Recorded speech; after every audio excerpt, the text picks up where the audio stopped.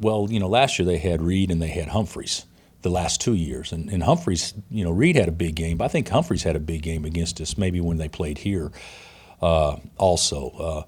But now, longer, leaner, more slashers, things like that. They've got good players. They're 4-3, and they played a really good schedule. I mean, you look at a couple of their losses; they're really good teams, and they've been away from home. But they got good young players that are going to be really good.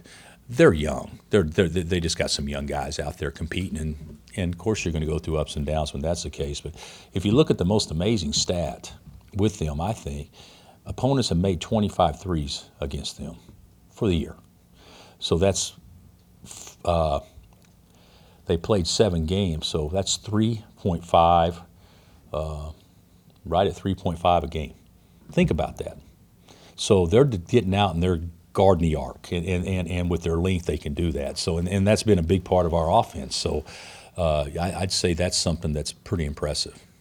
I don't think that we may not ever get to where we want them to be. I don't know that every team does that consistently.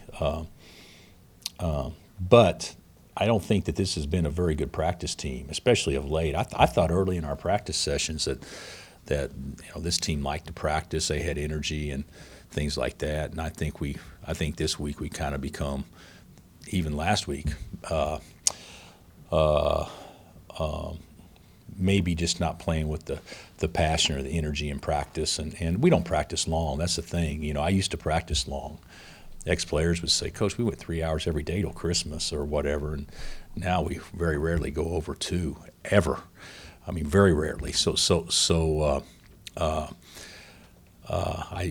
don't know what it's been, but I just feel like there hasn't been near the focus or the energy in practice that good teams have.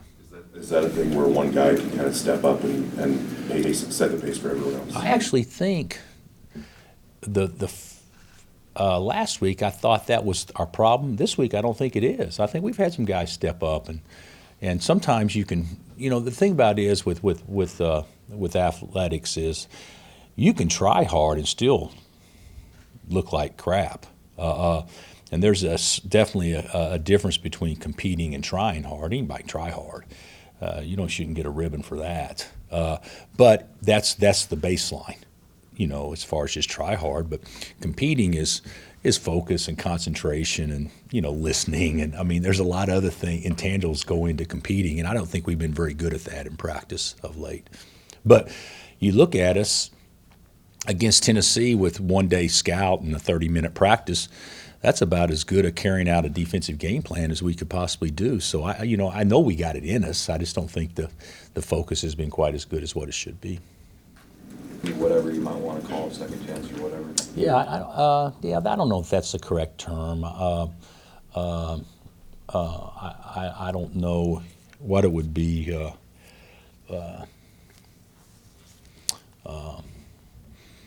Maybe a total redirection of what his mindset was to what it is now. I don't know, just a revamped focus. I just see somebody that had always had talent. You guys have seen it. He's had some games in the past, even going back to his sophomore year, you think he's the best player on the floor. And last year he was the best player on our team for the first month or almost the first month of the season, and most consistent and best. So you know what he's got inside of him, but maybe the intangibles that I was referring to earlier are more prevalent now than what they were last year. Voice, talking.